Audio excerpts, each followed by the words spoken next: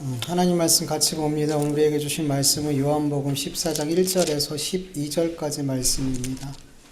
요한복음 14장 1절에서 12절까지 말씀 교독합니다. 제가 먼저 읽습니다. 너희는 마음에 근심하지 말라. 하나님을 믿으니 또 나를 믿으라. 내 아버지 집에 거할 곳이 많도다. 그렇지 않으면 너에게 일렀으리라.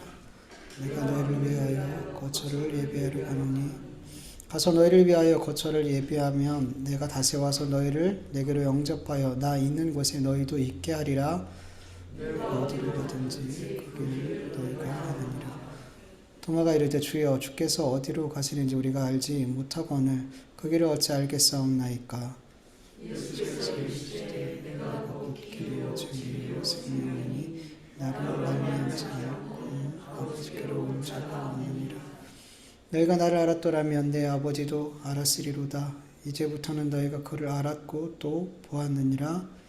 이르되 주여 아버지를 우리에게 보여주소서. 그리하면 족하겠나이다.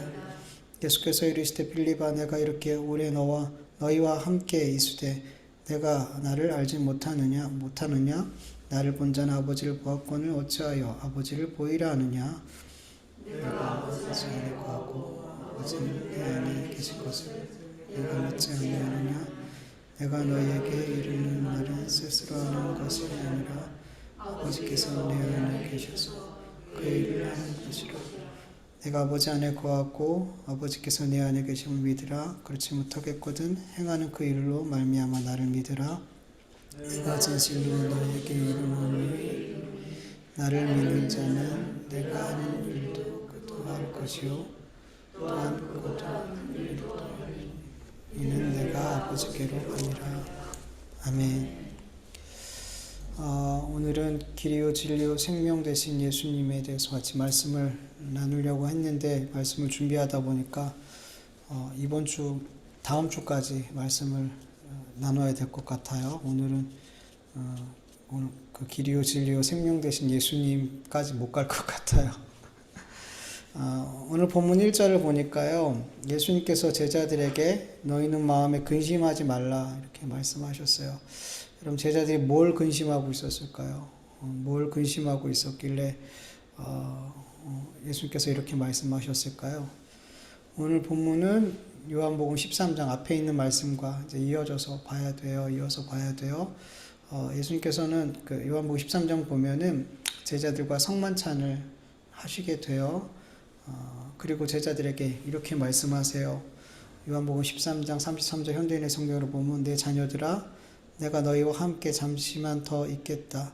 너희가 나를 찾겠지만 이미 내가 유대인들에게 말한 대로 내가 가는 곳에는 너희가 올 수 없다.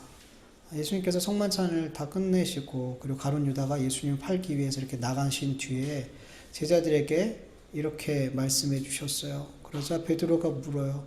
주여 어디로 가십니까? 어디로 가십니까? 예수님께서는 베드로에게 대답해 주시죠. 내가 가는 곳에 내가 지금은 따라올 수 없으나 후에는 따라올 수 있다. 이렇게 말씀해 주세요.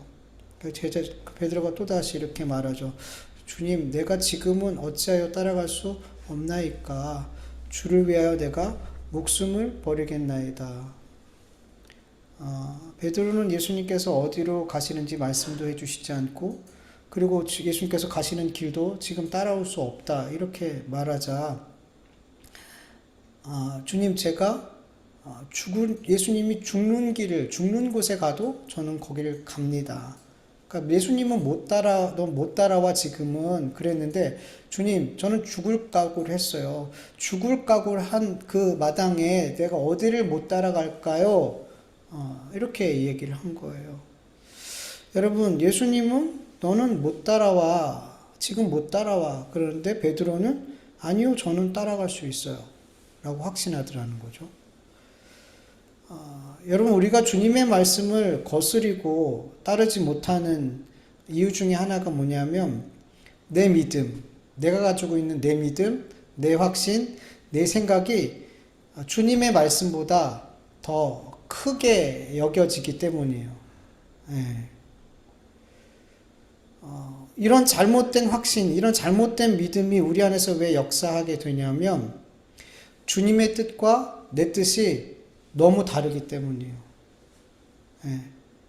그 주님의 뜻이 나와 다른 그 뜻이 너무 마음에 안 드는 거예요.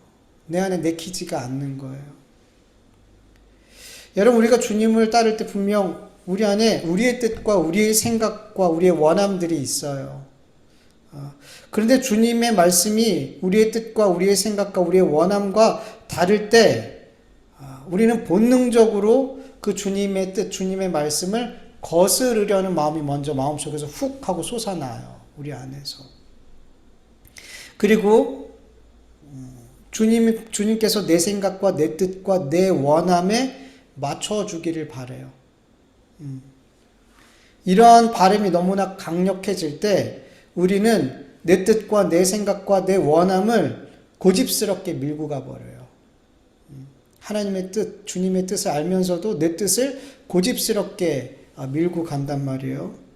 주님은 분명 오른쪽으로 가라 그랬는데 왼쪽으로 가고, 주님 분명 멈춰 서라고 했는데 더 앞으로 열심히 달려가더라는 거죠. 그러면서 주님의 뜻과 계획을 포기해 주세요. 그리고 내 뜻과 내 계획에 좀 맞춰 주세요. 나를 좀 따라와 주세요. 여러분, 죄인된 우리는 착각하는 게 하나 있는데, 주님보다 내가 더 오를 때가 있다라고 생각해요. 주님보다 내가 더 좋은 선택과 좋은 계획을 할 수 있다라고 생각을 해요. 착각을 하는 거죠. 여러분, 주님께서 안 된다고 하는 길을 된다고 하고 가고 있다면, 주님께서 그만하라고 말씀하시는데 아니요, 갈 수 있어요 하고 계속 달려가고 있다면, 주님이 그만해야 돼, 멈춰야 돼, 그런데도 불구하고 달려가고, 가라고 하는데 그냥 주저앉아 버리고 멈춰서 버리고. 왜 이런 일이 일어나냐면 내 판단이 옳다라고 생각하기 때문이에요. 내 생각이 옳다고 생각하기 때문이에요. 누구 생각보다? 하나님 생각보다.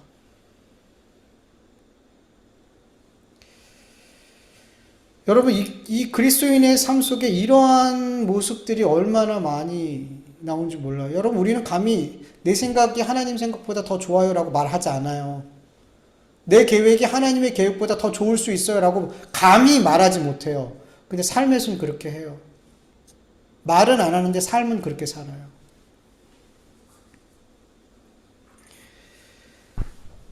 여러분, 하나님께서 우리에게 어떤 명령을 하시고 어떤 말씀을 하실 때 그 명령, 그 말씀은 내가 생각하고 있는 어떤 생각과 뜻과 원함과 다른 경우가 훨씬 더 많아요. 훨씬 더 많아요. 주님의 생각과 내 생각이 일치하는 경우는 거의 없어요, 여러분. 내 계획과 주님의 계획이 일치하는 경우는 거의 없어요, 여러분. 대부분 보면 내가 품고 있는 그 생각과 하나님이 나에게 주시는 그 말씀은 달라요. 근데 그때마다 우리의 죄의 본성은 그 말씀을 거스르려고 한단 말이에요. 마음에 들지 않거든요.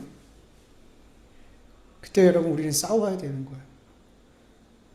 이 죄의 본성, 하나님의 좋은 말씀, 하나님의 좋은 계획, 가장 완전한 말씀, 완전한 계획이라는 것을 알면서도 내 계획이 더 좋을 것 같아, 내 선택이 더 좋을 것 같아, 내 길이 더 옳은 것 같아, 이런 잘못된 생각과, 여러분, 이건 잘못됐어 라고 인정하고 이것과 싸워야 된단 말이에요, 여러분.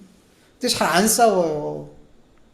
안 싸우고 그냥 내 고집대로 해버려요. 내 생각대로 해버려요. 이게 옳은 것 같거든요. 너무 옳은 것 같거든요. 하나님이 틀린 것 같거든요. 당장 눈에 보일 때는 하나님의 말씀이 틀린 것 같거든요.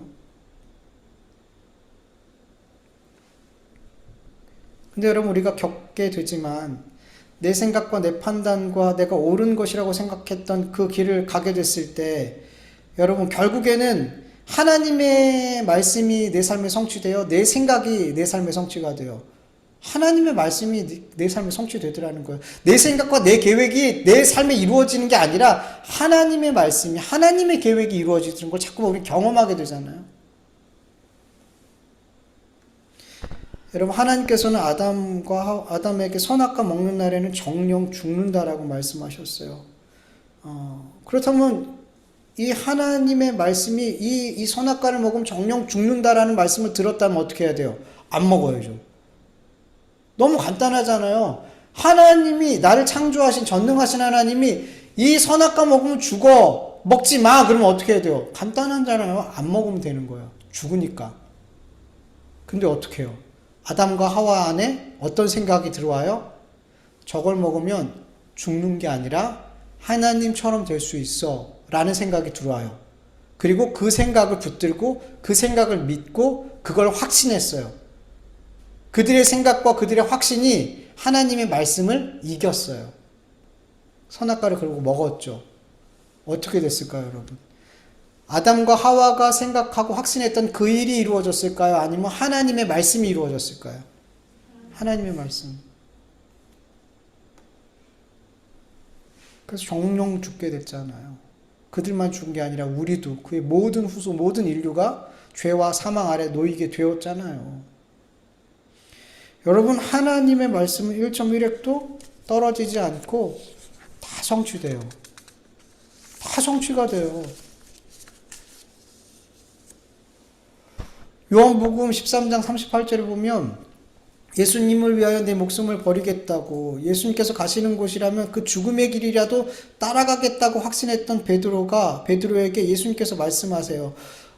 내가 나를 위하여 내 목숨을 버리겠느냐? 내가 진실로 진실로 내게 이르노니 닭 울기 전에 내가 3번 나를 부인하리라. 이 말씀을 예수님께 들었을 때 베드로가 이 예수님의 말씀을 인정했을까요? 안 했을까요? 안 믿고 인정 안 했어요. 나에게는 그런 일들이, 내 삶에는 그런 일들이 절대 일어나지 않을 거라는 그런 믿음, 그런 확신을 베드로는 붙들었단 말이에요. 그러니까 예수님이 말씀해도 그 말씀이 안 믿어지는 거예요. 절대 내 삶에 그건 안 이루어질 거라고 생각했단 말이에요. 다른 제자들도 똑같았어요. 예수님이 너희들 다 버리고 도망갈 거야. 아니요. 안 버려요. 주님 안 버려요. 근데 결국에는 베드로와 제자들의 확신, 그들이 갖고 있는 그 믿음이 성취됐어요. 예수님의 말씀이 성취됐어요. 예수님의 말씀처럼 제자들은 그날 밤 예수님을 다 버리고 도망갔고 베드로는 예수님을 모른다고 3번 부인했어요. 여러분, 주님께서 말씀하시는 말씀이 나에게 좋은 말씀이든 거절하고 싶은 말씀이든, 여러분, 우리는 주님의 말씀 앞에 우리의 자세는 겸손이에요. 겸손이에요.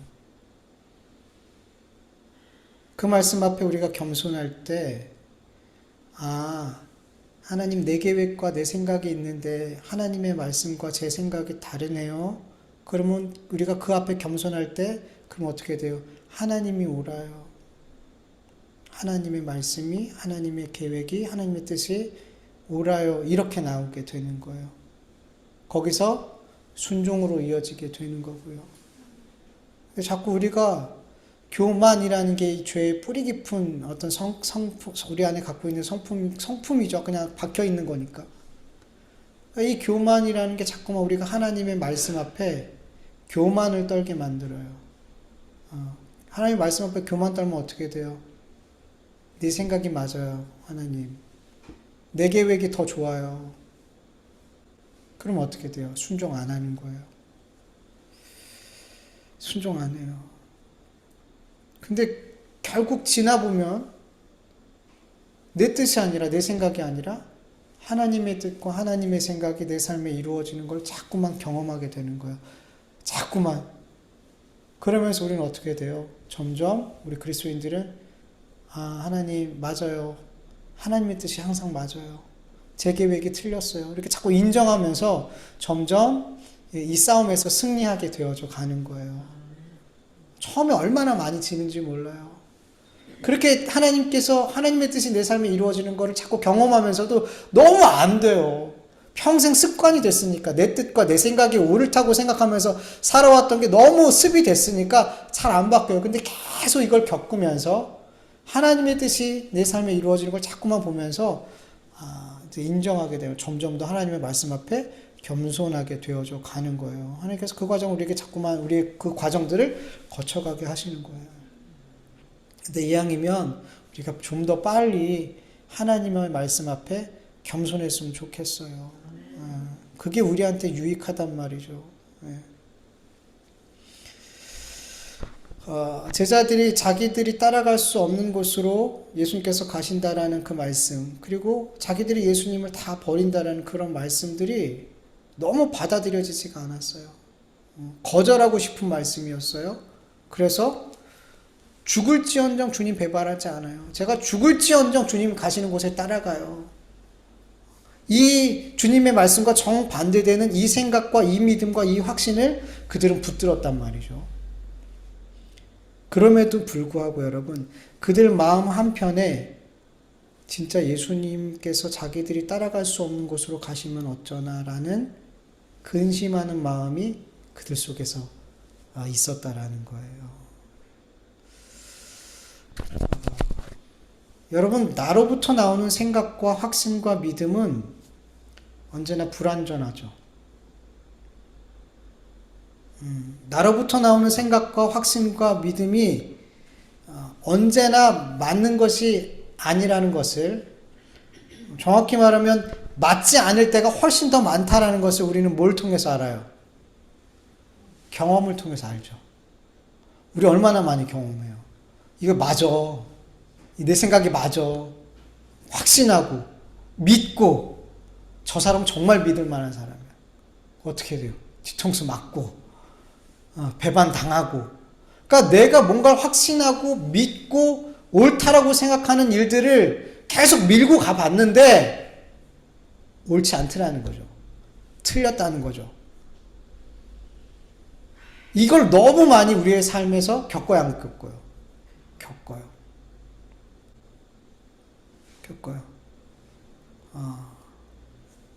그런데 여러분, 늘 이런 걸 겪으면서도 애써 내 생각과 내 경험과 믿음을 이렇게 굳게 붙들고 가는 그 삶이 불안하지 않은 척 하려고 그래요. 걱정되지 않은 척 하려고 그래요, 사람은. 여러분, 우리가 그리스도인들이 하나님의 말씀을 그 말씀에 순종하는 삶을 살아갈 때 여러분 불안해요? 불안하지 않아요? 불안할 때 있죠. 하나님의 말씀에 순종하는데 항상 담대하지 않아요. 막 두려울 때도 있어요. 하나님, 전능하신 하나님이 말씀하셨어요. 그 말씀에 순종하는데도, 그 말씀을 따라가는데도 우리는 불안하고 두려울 때가 있단 말이에요. 근데 내 생각과 내 확신과 내 믿음에서 나오는 그것을 따라서 간다면 얼마나 더 두렵겠어요. 하나님의 말씀을 따라가는 것도 두려운데 내 생각과 내 확신을 따라서 가는 삶은 여러분 얼마나 두렵겠냔 말이죠. 근데 안 두려운 척, 안 불안한 척 하려고 그래요. 그래서 어떤 모습들이 자꾸만 나오냐면 불안해하지 않으려고, 두려워하지 않으려고 더 나를 확신하려고 그래요. 더 나의 생각을, 더 나를 믿으려고 그래요. 불안해하지 않으려고. 제자들이 그 모습이에요. 내가 죽기까지 그냥 오버하는 거예요. 내가 죽기까지 따라갈 거예요. 생명까지 걸고 내 생각과 내 믿음에 대해서 확신을 거는 거예요. 여러분, 누군가가 자기 생각과 자기 계획에 대해서 너무 확신하는 사람 있잖아요. 조심하셔야 돼요, 여러분. 대부분의 경우 여러분, 그 사람은 자기의 생각과 자기의 계획에 대해서 불안해하고 있는 사람이에요. 불안해서 더 확신을 갖고 이야기하고 더 확신 있는 모습을 보여주려고 하는 거예요. 불안해서 여러분. 그래서 그렇게 자기가 하려고 하는 일들과 생각과 계획에 대해서 막 너무 확신하는 사람들 여러분 조심하셔야 돼요. 피하셔야 돼요. 본인이 더 불안해요.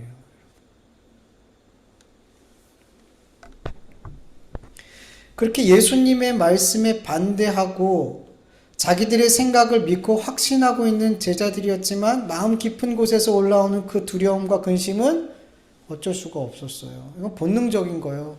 자기가 자기를 알거든요. 경험적으로 알거든요.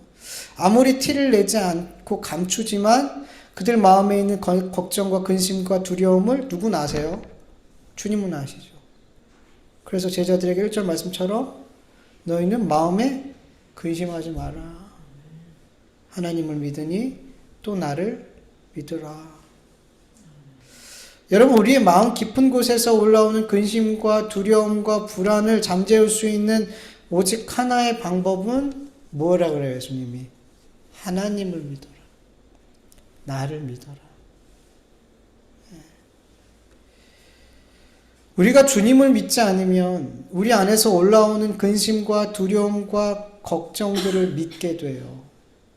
그리고 그 걱정과 두려움과 불안이 주는 그 생각을 따라서 말하고 행동하고 결정하게 돼요, 여러분. 누군가 이렇게 대화를 하다 보면 그 사람이 그 생각과 말들이 어디서부터 나왔는지 계속 추적해서 이렇게 말하면서 들어가잖아요. 그러면 많은 경우가 두려움이에요. 두려움이 주는 생각으로부터 막 이야기를 해요. 처음에는 몰라요. 그 사람이 왜 이런 얘기를 하는지 몰라요. 근데 계속 이야기하고 따져보고 계속 질문하고 파고 들어가면 그 사람이 그런 말과 행동을 하려고 하는 어떤 동기가 뭐냐면 두려움이고 불안이더라니까요. 신앙적인 고민을 갖고 온 사람들이랑 대화해 보잖아요.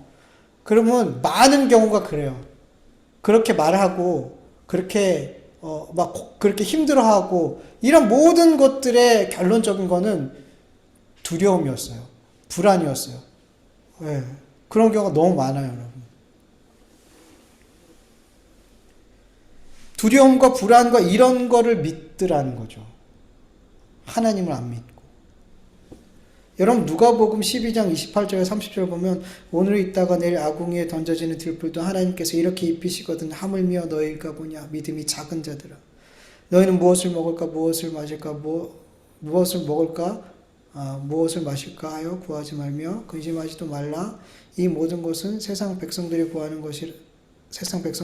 것이라. 너희 아버지께서는 이런 것이 너희에게 있어야 할 것을 아신다.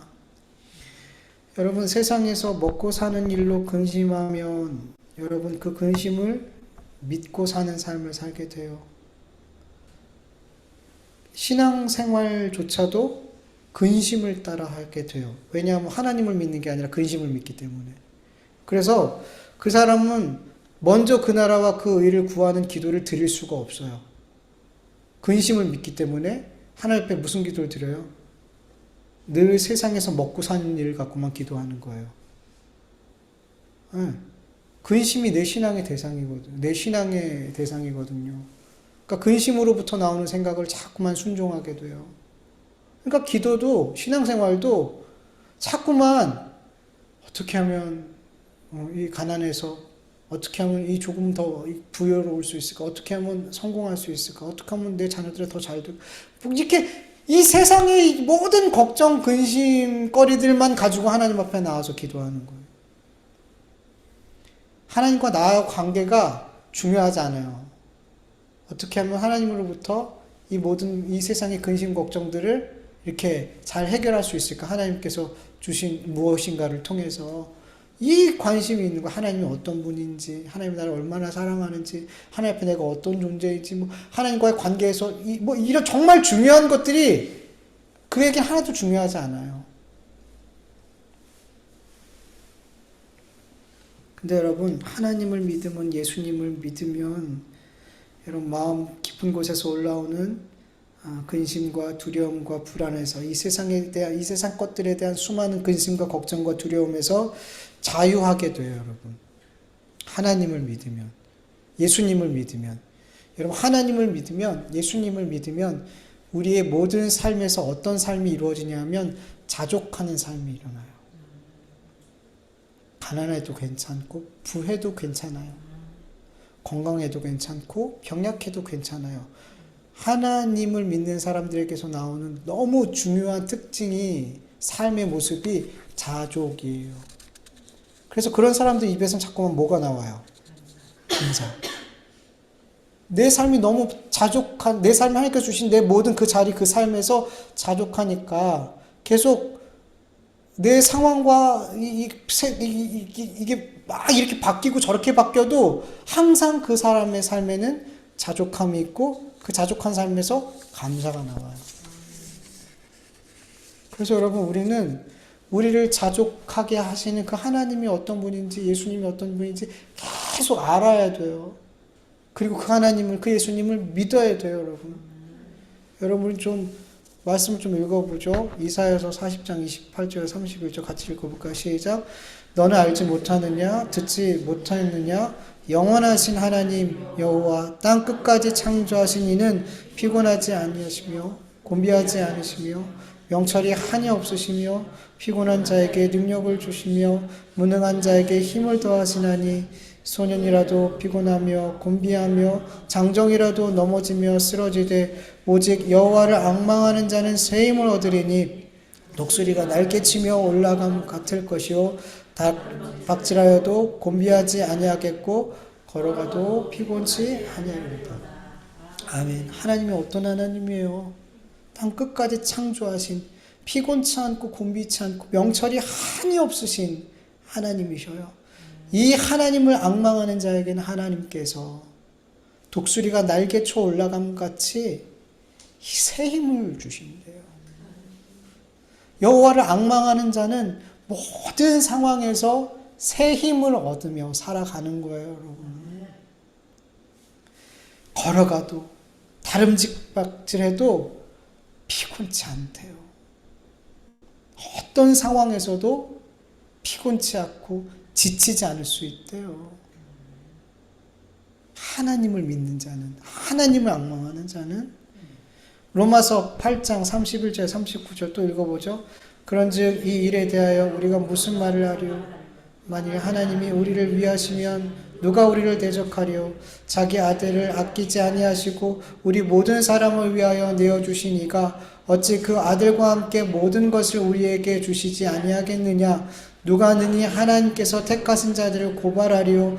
의롭다 하시는 이는 하나님이시니 누가 정죄하리요? 죽으실 뿐 아니라 다시 살아나신 이는 그리스도 예수시니 그는 하나님 우편에 계신 자요 우리를 위하여 간구하시는 자신이라. 누가 우리를 그리스도의 사랑에서 끊으리요? 환난이나 곤고나 박해나 기근이나 적신이나 위험이나 칼이라. 기록된 바 우리가 종일 주를 위하여 죽임을 당하며 도살당할 양같이 여김을 받았나이다 함과 같으니라. 그러나 이 모든 일에 우리를 사랑하신 이로 말미암아 우리가 넉넉히 이기느니라.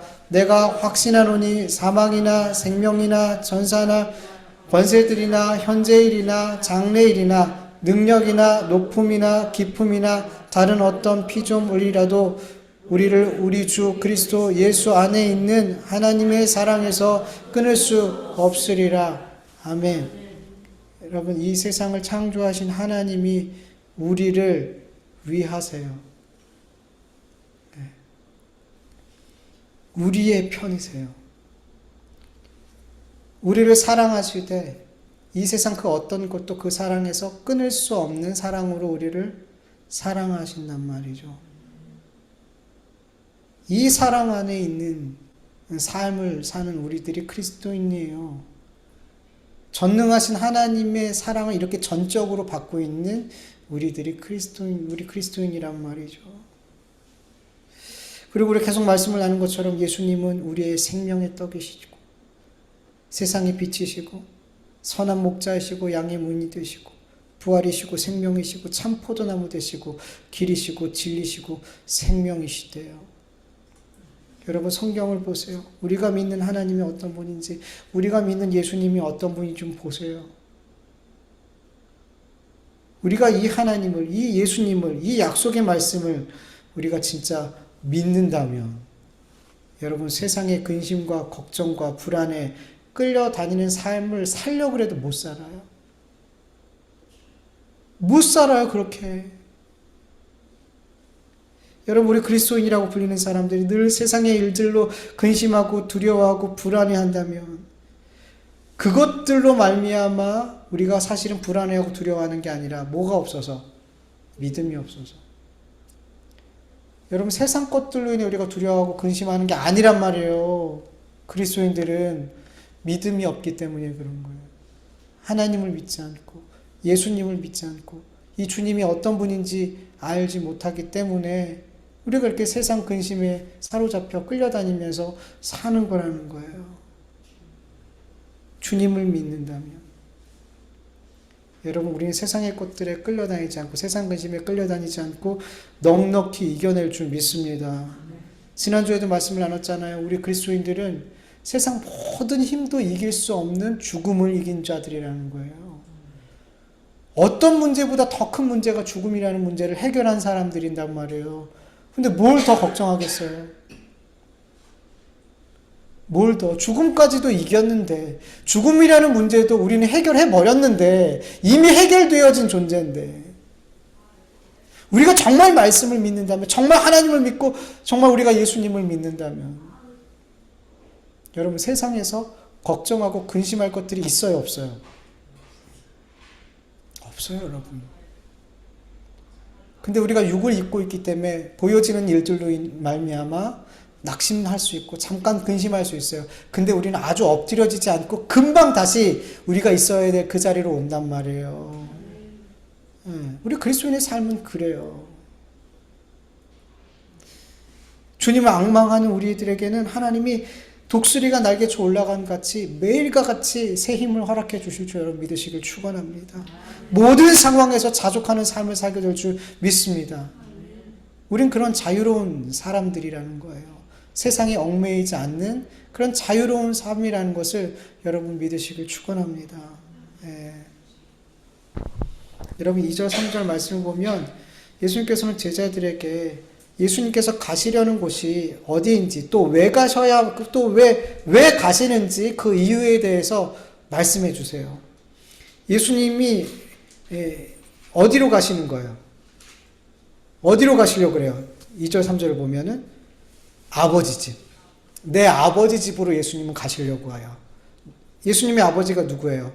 하나님이죠. 하나님이 계신 곳으로 가시려고 한단 말이에요. 근데 왜 가시는 거예요?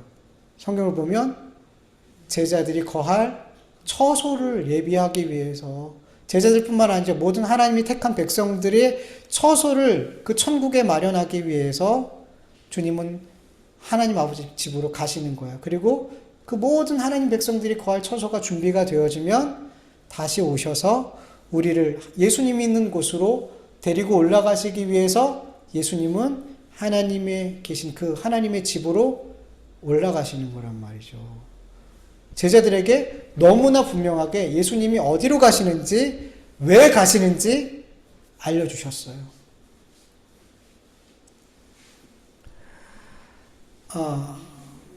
그런데 여러분, 제자들이 이렇게 궁금해했던 예수님께서 가시는 곳에 대해서 알려주셨는데, 제자들이 이 예수님의 말씀을 알아들었을까요? 못 알아들었을까요? 못 알아들었어요. 정확히 말하면 못 알아들은 게 아니라 알아듣고 싶지 않은 거예요. 알아듣고 싶지 않은 거예요. 왜냐하면 4절을 보시면 같이 읽어볼까요? 내가 어디로 가는지 그 길을 너희가 아느니라. 예수님은 제자들에게 내가 어디로 가는지 너희가 안다 그래요. 여러분, 예수님께서는 제자들에게 3번이나 제자들에게 이렇게 말씀하셨어요. 인자가 대제사장들과 서기관들에게 넘겨주매 그들이 죽이기로 결의하고 이방인들에게 넘겨주어 그를 조롱하며 채찍질하며 십자가에 못 박게 할 것이나 제3일에 살아나리라. 약간 말씀 조금씩은 다르지만 예수님께서 십자가에 죽으실 것에 대해서 3번이나 먼저 말씀해 주셨단 말이에요. 그러나 제자들은 이 말씀을 믿고 싶지 않았어요. 이 일이 예수님께 일어나면 안 된다고 생각했어요. 왜냐하면 제자들은 모두 다 예수님이 뭐가 되길 원했어요? 이스라엘의 왕이 되기를 원했단 말이에요. 그리고 측근에서 섬기는 자기들은 예수님의 왕 우편 좌편에 앉아가지고 예수님과 함께 왕 노릇하고 싶었던 거죠.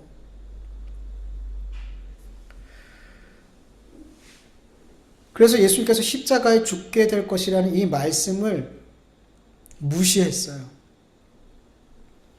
그래서 예수님께서 분명 그렇게 내가 십자가에 못 박힐 것에 대해서 분명히 얘기했는데 그 말씀 다음에 어떤 일이 바로 이어지냐면 야고보와 요한의 어머니가 예수께 찾아와서 주의 나라에서 주님이 왕이 되셨을 때 하나는 주의 우편, 하나는 주의 좌편, 야고보와 요한을 예수님의 우편 좌편에 앉게 해주세요. 이렇게 청탁을 하더라는 거예요. 예수님 방금 내가 십자가에 죽을 거야 라고 얘기하셨는데 바로 이렇게 뭐예요 이거? 예수님 말씀하신 건 도대체 그러면 무시한 거예요.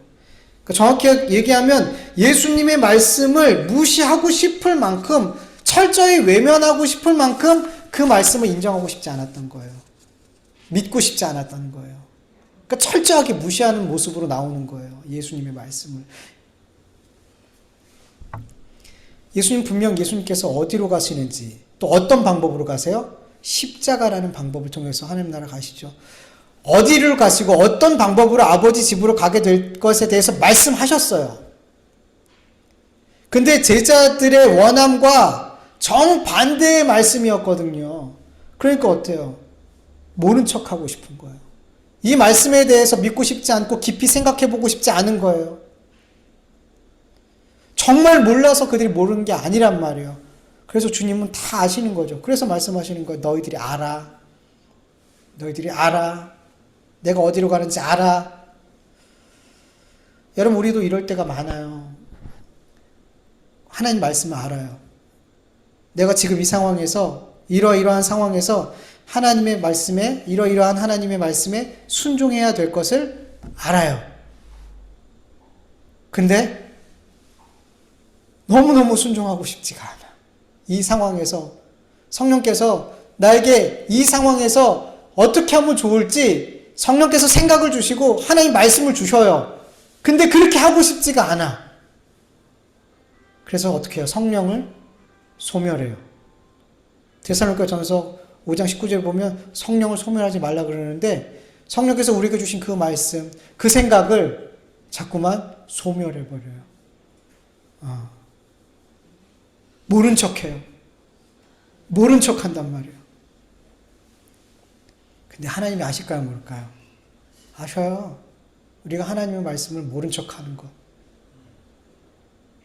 성령께서 주신 그 생각과 그 말씀들을 소멸하고 있다는 걸 하나님은 아세요, 여러분. 여러분, 하나님께서 어떤 말씀을 하실 때, 어떤 명령을 하실 때 그 말씀에 순종하기가 너무 싫어. 그럼 여러분 솔직하게 하나님 앞에 말씀하세요. 하나님, 저 이 말씀 순종하기가 너무 힘들어요. 너무 순종하고 싶지 않아요. 여러분 이렇게 말씀하세요. 그러면 그 사람은 하나님과 앞으로 나아갈 수 있는 대화를 할 수 있어요. 그러나 하나님의 말씀이 자기의 마음에 맞지 않는다고 해서 못 들은 척, 모르는 척, 그러면 그 사람은 하나님과 앞으로 나아갈 수 있는 대화를 할 수가 없어요. 거기서 끝나는 거예요.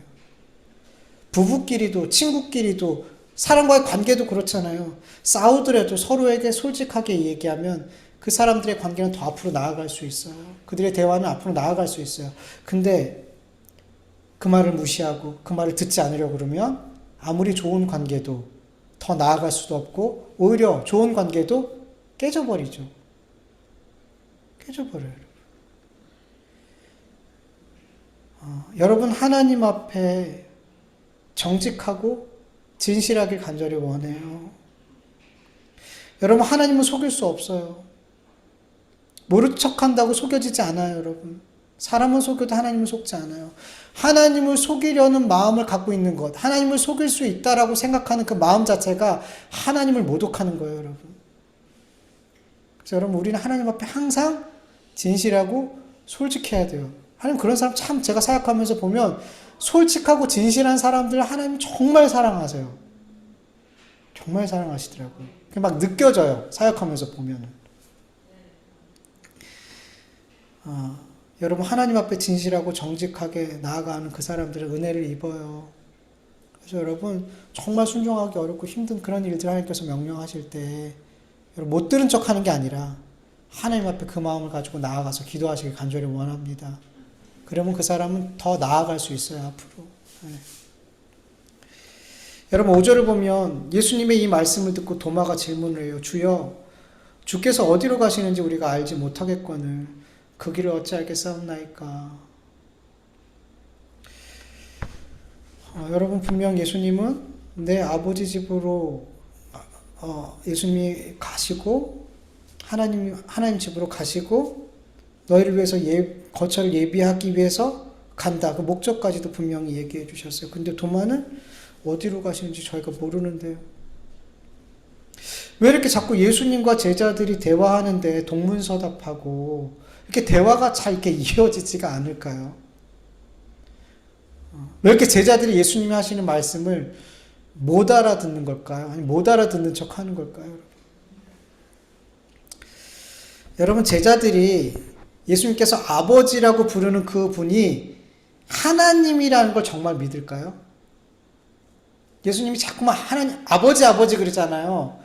예수님 분명 그 아버지는 하나님이에요. 대상이 하나님이에요. 근데 제자들은 정말 예수님이 아버지라고 부르는 그분이 이스라엘 백성들이 지금까지 섬겼던 창조주 하나님, 그 하나님이라고 믿을까요? 만약에 믿는다면 예수님은 하나님과 동급이에요. 하나님과 같은 동일한 신이란 말이에요. 그걸 믿을까요, 제자들이?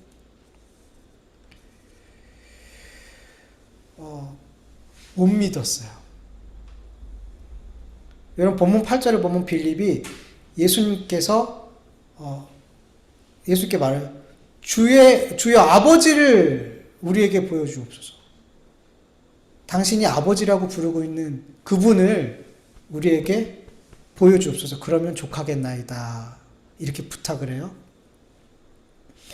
여러분 진실로 예수님께서 아버지라고 부르는 분이 이스라엘이 믿는 그 하나님이라는 것을 빌립이 믿었다면 그 하나님으로부터 오신 그 하나님의 진짜 아들 되신 예수님이라는 것을 그가 믿었다면 이렇게 말할 수 있었을까요, 여러분?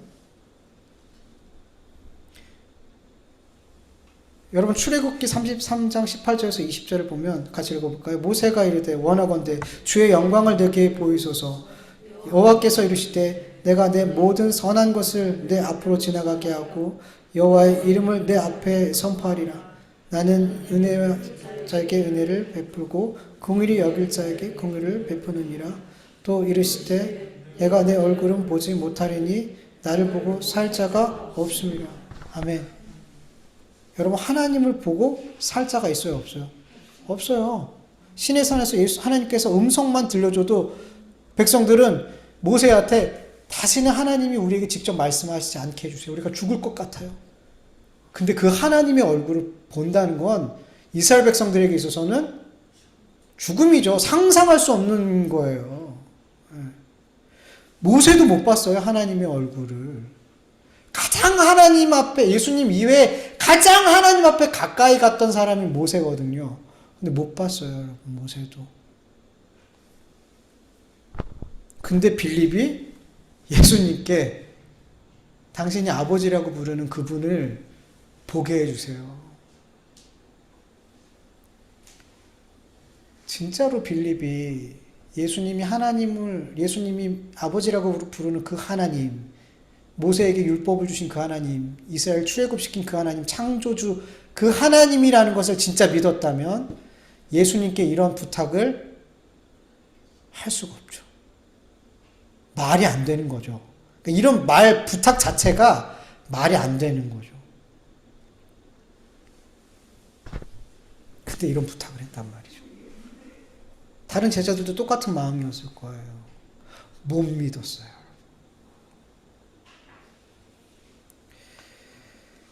근데 여러분 마태복음 16장 16절을 보면 베드로가 예수님께 이렇게 고백해요. 시몬 베드로가 대답하여 이르되 주는 그리스도시요 살아계신 하나님의 아들이시니이다. 고백했어요. 살아계신 하나님의 아들입니다. 그리스도이십니다. 이 고백을 듣고 예수님께서 뭐라고 말씀하시냐면 바요나 시몬아 네가 복이 있도다. 이를 내게 알게 한 이는 혈육이 아니요 하늘에 계신 내 아버지시니라. 이것을 네가 안 거는 네 속에서부터 어떤 뭔가를 깨달아서가 아니라 하나님이 알게 해 주신 거예요. 여기서 알게 하다라는 말의 뜻은 덮개를 제거하다, 나타내다, 폭로하다 이런 뜻이에요.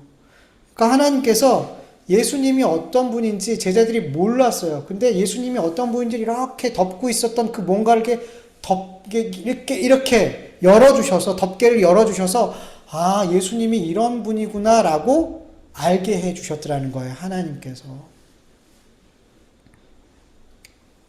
그리고 나서 예수님께서 이런 고백이 있은 뒤에 예수님이 나 십자가에 못 박혀 죽어. 그러니까 뭐라 그래요? 베드로가. 분명히 하나님의 아들이라고 고백했어요. 근데 예수님을 막아서고 그런 일을 절대 일어나면 안 돼요. 절대 안 일어날 거예요. 이러고 막 예수님을 붙잡고 막 이런 장면이 바로 이어지잖아요. 여러분, 아는 것과 믿는 것은 달라요. 하나님께서 덮개를 열어서 아, 이런 분이구나 라고 알게 해주시긴 했지만 이것을 내 마음으로 믿는 것과는 다른 문제예요. 예수님이 어떤 분인지 덮개가 열어져서 아, 예수님이 이런 분이구나, 하나님이 이런 분이구나 알게 됐어요. 근데 그 하나님이 정말 그런 하나님으로 내 마음으로 정말 믿어지는 건 다른 문제예요. 제자들은 분명 알았어요. 하나님, 예수님이 아버지라고 부르는 분이 예수님에게 있어서 하나님 아버지라는 것을 알았죠. 알았어요. 근데 뭐가 안 되는 거예요? 안 믿어지는 거예요. 그러니까 보여달라고 하는 거예요, 하나님을. 근데 언제 제자들이 정말 그 아는 것과 믿는 것이 딱 하나가 될까요? 언제? 성령님이 오셨을 때. 성령님이 오셨을 때 그들이 아는 것과 믿는 것이 하나가 돼서 그들이 진짜 바른 신앙의 삶을, 바르게 하나님을 섬기는 삶을, 예수님을 따르는 삶을 비로소 살게 되더라는 거죠. 근데 지금은 성령님이 오시지 않았어요. 알긴 아는데 믿지가 않아요. 믿어지지가 않아요. 그러니까 자꾸만 그들의 신앙의 모습이 앞뒤가 안 맞는 거예요. 앞뒤가 안 맞아요. 동문서답하고. 자꾸만 주님의 모든 말씀에 귀 기울이지 않고 내가 듣고 싶은 말씀에만 귀 기울이고 내가 순종하고 싶은 말씀에만 제자들이 순종하더라는 거죠. 이건 뭐냐면 예수님을 통해서 내가 원하는 것을 이루려는 거예요. 그러니까 예수님을 따르는 목적이 예수님이에요, 나예요? 나. 그래서 결국엔 도망간 거예요. 예수님께서 붙잡히니까. 나를 위해서 예수님을 따랐기 때문에 도망가는 거예요. 그러니까 자꾸만 그들의 신앙의 삶과 그들의 고백하고 확신하고 믿고 막 이런 것들이 그들의 말과 이게 안 맞는 거예요. 계속 틀리는 거예요. 여러분, 이런 경우들이, 여러분, 교회에 보면 참, 저분이 고백하는 막 그 신앙의 고백들을 보면은, 되게 좋은 것 같아, 신앙이. 근데 그분을 알아가면 알아갈수록, 그분의 삶을 알수록, 어때요? 너무 괴리감이 생겨. 아, 목사님을 볼 때는 너무 신실해. 세상에 저런 목사님은 없을 것 같아. 근데 그래서 너무 그분이 좋아서 가까이 갔더니, 아니, 이 목사님이 이런 분이야. 이런 경우가 많더라는 거죠. 왜 그럴까요? 그 성도가, 그 목사가 하나님에 대한 지식은 있어요. 하나님께서 덮개는 열어줘서 봤어요. 아, 하나님 이런 분이구나. 근데 그 안에 성령이 임하셔서 그 모든 것이 믿어지지가 않는, 믿어져야 되는데 성령이 오시지 않은 거예요. 그 10년 가운데. 그래서 지식적으로 알고 있는 것을 그분들은 뭐 한다고 생각하는 거예요? 믿고 있는 거예요. 그러니까 내 믿음인 거죠. 성령께서 주시는 믿음이 아닌 내 믿음이 발동하니까 그들의 삶은 자꾸만 뒤죽박죽인 거예요. 외식하게 되고 모순되고 그렇게 되는 거예요. 그러나 우리 안에 성령님이 오셔서 우리 안에 참 믿음을 주시면 그때부터 그 사람의 삶의 신앙의 삶의 모습은 점점 외식하는 모습이 사라지고 모순된 모습들이 점점 사라져 가는 거예요. 그러면서 그분의 말과 그분의 삶이 정말 그렇게 온전하진 않아도 계속 같은 방향을 향해서 가고 있어요. 그분이 말하고 있는 그 신앙의 고백과 그분의 삶의 모습이 같은 방향을 향해 있다라는 게 보여져요. 근데 이 성령님이 오시지 않으면 말과 삶이 너무 다른 방향을 향해 가고 있어요. 이게 너무 현저하게 보여요. 그래서 여러분, 우리는 믿음은 선물이잖아요. 근데 자꾸만 내 신앙의 고백과 내 삶이 너무나 다른 방향을 향해 가고 있다면 우리는 어떻게 기도해야 돼요? 주님, 제가 지식으로 아는 것을 믿음으로 착각하며 살지 않게 해주세요. 제 안에 정말 성령님을 보내주셔서 성령께서 주시는 믿음으로 하나님께서 주신 그 모든 지식을 믿게 해주세요. 내 아는 지식과 믿음이 정말 하나가 되는 삶이 되게 해주세요. 그럼 그걸 정말 이 정도 기도하면 그분에게 임하신 거예요. 이런 기도를 드릴 수 있다면 그분에겐 성령님이 임하신 거겠죠. 이런 기도를 못 드리니까. 근데 이런 말씀을 통해서, 이런 말씀을 들음으로 우리 안에 성령님이 임하시는 거예요. 그리고 이런 기도를 드리게 하게 하시는 거죠. 그래서 말씀을 듣는 게 너무 중요한 거예요. 그 말씀을 듣는 시간을 통해서 뭐가 임하시는 거예요? 성령님이. 복음을 듣는 시간에 그렇게 성령님이 임하시는 거예요. 그래서 그렇게 그 사도행전이라 보면 어느 때 가장 많이 성령님이 임하세요? 복음 들을 때, 말씀 들을 때. 말씀 들을 때 회개가 오고 말씀 들을 때 성령이 임하시더라는 거죠. 그래서 말씀을 듣는 게 얼마나 중요한지 몰라요. 복음을 듣는 게 얼마나 중요한지 몰라요. 그때 성령님이 임하시고, 내가 믿음이 있는 것 같았는데 이 믿음은 내 지식적인 믿음이었구나, 내 안에서 나온 믿음이었구나 라고 성령께서 말씀을 들을 때 깨닫게 해주신 거예요. 뭐예요? 성령님이 임하신 거예요. 그러면서 바른 기도를 드리게 되는 거죠. 기도를 정말 드려야 될 기도를 드리게 하는 거죠. 그래서 여러분, 우리 안에 자꾸 모순되고 자꾸 외식되는 그런 신앙생활들이 자꾸만 보여진다면, 보여지는 것도 은혜예요. 그게 보여진다면 여러분, 내가 지금 알고 있는, 내가 믿음이라고 생각하고 있는 그거 지금 다른 거구나. 성경에서 말씀하고 있는 그 믿음 것과 다른 거구나. 그러면서 성령님을 구하시길 간절히 기도할 수 있길 간절히 축원합니다. 그리고 성령이 임한 우리들에게는 성령 충만함을 또 늘 구할 수 있기를 간절히 기도합니다. 우리 같이 말씀을 기억하면서 잠깐 기도하죠. 하나님 아버지 감사합니다. 오늘도 이렇게 함께 예배할 수 있고 찬송할 수 있고 기도할 수 있고 말씀을 들을 수 있게 해주셔서 감사합니다. 하나님, 우리가 정말 하나님 앞에 진실하게 간절히 원합니다. 정직하기를 원합니다. 하나님, 우리가 하나님께서 우리에게 말씀하실 때 많은 경우가 우리의 마음에 맞지 않고, 그리고 불순종하고 싶은 마음이 불쑥불쑥 올라옵니다. 그럴 때 하나님 말씀을 모른 척, 성령께서 하신 말씀을 모른 척 하는 것이 아니라 진실하게 하나님 앞에 나아가서 하나님 힘들어요, 어려워요, 순종하기가 너무 힘듭니다, 순종하고 싶지 않습니다. 아버지, 그렇게 하나님 앞에 진실된 마음으로 나아가게 될 때 하나님께서 다음 길을 열어주실 줄 믿습니다. 우리 안에서 하나님 앞에 늘 하나님께서 주신 말씀이 좋은 말씀이든 아버지 감당하기 어려운 말씀이든 순종하고 싶지 않은 말씀이든 어떤 말씀이든 간에 그 말씀 앞에 겸손하게 설 수 있게 하여 주시옵소서. 겸손하게 설 수 있게 하여 주시고 정직하게 그 하나님 앞에 나아갈 수 있게 도와주셔서, 그래서 하나님 앞에 아버지 하나님 은혜를 입을 수 있도록 도와주시옵시길 간절히 원합니다. 하나님, 제자들은 그렇게 하나님의 원함과 내 원함이 너무나 달라서, 주님의 원함과 나의 원함이 너무나 달라서 하나님의 말씀을, 주님의 말씀을 모른 척했습니다. 알면서도 모른 척했습니다. 하나님, 그렇게 하지 않게 하여 주시옵소서. 그렇게 하지 않게 하여 주시옵소서. 하나님 아버지,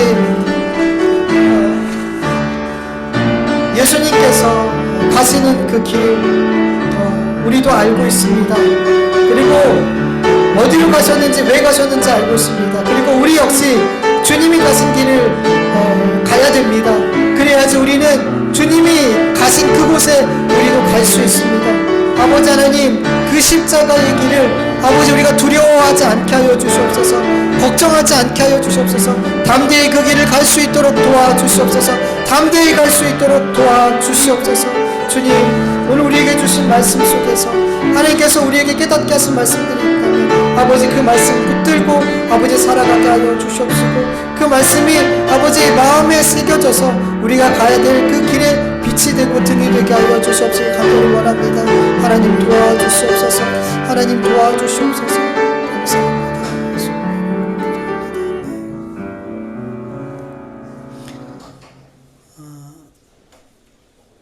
하나님 아버지 감사합니다. 오늘도 하나님 앞에 이렇게 모여 예배 드릴 수 있게 하여 주심이 얼마나 감사한 일인지 모릅니다. 하나님, 우리의 삶이 무너졌다 할지라도, 우리의 신앙의 삶이 무너졌다 할지라도 하나님, 예배 드리는 순간순간마다 아버지 우리의 신앙의 삶이 회복되어지고 다시 바른 자리를 잡을 수 있도록 이 예배 가운데 늘 은혜를 베풀어 주시옵소서. 주신 말씀 가운데 우리에게 꼭 필요한 말씀이 있는 줄 압니다. 그 말씀을 붙들고 또 살아갈 때 아버지 우리의 삶이 정말 하나님을 기쁘시게 드리는 삶이 되고 바른 신앙의 삶이 되게 도와주시옵소서. 하나님 앞에 귀한 예물 올려드렸습니다. 이 예물들 하나님을 기쁘시게 드리는 곳, 꼭 필요한 곳에 바르게 사용되어 줄 수 있도록 우리 교회에게 지혜를 주시옵시고 은혜를 베풀어 주시옵시고, 그 드린 손길들 위에 하나님께서 그 필요에 따라서 하나님께서 꼭 필요한 것을 아버지 주실 줄 믿사오니 그 주시는 것에 늘 감사하고 자족할 수 있는 우리 온 성도들 되어줄 수 있도록 은혜 베풀어 주시옵소서. 이제는 우리 주 예수 그리스도의 은혜와 하나님의 다하심이 없는 사랑하심과 성령님의 인도하심과 교통하심과 충만하심이 우리의 생각을 따라 살지 않고 하나님께서 하나님의 생각이 더 크고 더 위대하고 놀라우시고 선하심을 믿고 그렇게 내 생각과 내 뜻을 그 하나님의 뜻에 포기하고 그 뜻을, 그 말씀을 붙들고 순종하기를 원하는 하나님의 자녀들 머리 위에, 그 가정과 일터 위에, 교회 위에 이제로부터 영원토록 함께할지어다. 아멘.